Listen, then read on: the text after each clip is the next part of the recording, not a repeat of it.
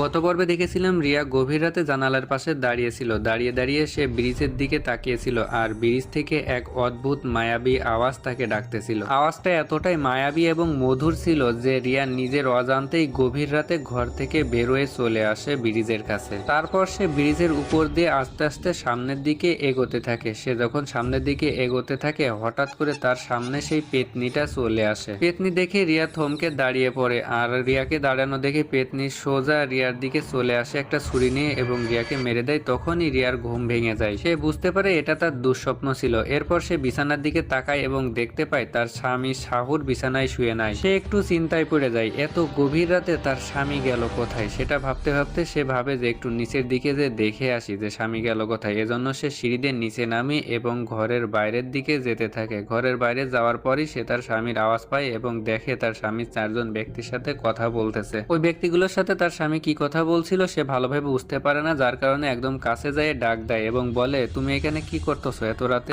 রিয়াকে দেখে শাহুর একটু চমকে যায় আর বলে, তুমি এত রাতে এখানে কেন আসো? আমার একটু গুরুত্বপূর্ণ কাজ ছিল যার কারণে আমি নিচে এসেছি, তুমি ঘুমিয়ে গেছিলে বলে আর ডাকিনি। এই কথা শোনার পর রিয়া বলে, আমার হঠাৎ ঘুম ভেঙে গেল এবং তোমাকে না দেখে তোমাকে খোঁজার জন্য আমি নিচে চলে এসেছি। এবার শাহুর বলে, আচ্ছা যাই হোক চলো আমরা যে শুয়ে পড়ি। যার কারণে শাহুর তার স্ত্রী রিয়াকে নিয়ে ঘরের ভিতরে চলে যায়। এরপরে দুজনই শুয়ে পড়ে। শাহুর শুয়ে ঘুমিয়ে যায় কিন্তু রিয়ার ঘুম হচ্ছিল না, যার কারণে সে আবারও জানালার কাছে আসে এবং ওই ব্রিজের দিকে তাকিয়ে থাকে। তখন সে এক অদ্ভুত জিনিস দেখতে পায়। সে দেখলো ব্রিজের উপর কিছু লোকজন দাঁড়িয়ে আছে এবং ব্রিজ থেকে অদ্ভুত আওয়াজ আসতেছে। এটা দেখে সে তার স্বামীকে ডাকার জন্য যায় কিন্তু দেখে শাহুর খুব গভীর ঘুমে মগ্ন, যার কারণে শাহুরকে আর ঘুম থেকে জাগায় না। কিন্তু এই অদ্ভুত রহস্য জানার জন্য তার মনের ভিতরে আনচান করতে থাকে, যার কারণে সে বুকে সাহস বেঁধে নিয়ে আস্তে আস্তে ব্রিজের উপরে চলে যায়। সে যত সামনের দিকে আগাচ্ছিল তত কিছু মানুষের আর্তনাদ শুনতে পাচ্ছিল, যার কারণে সে ওইখানে দাঁড়িয়ে পড়ে। আর দাঁড়িয়ে থেকে যখনই সামনের দিকে তাকায় তখন দেখে চারটা কাটা মাথা তার দিকে উড়ে আসতেছে। আর এই কাটা মাথাগুলো আর কারণ নয়, তার স্বামী একটু আগে যে চারজনের সাথে কথা বলছিল সেই চারজনেরই কাটা মাথা।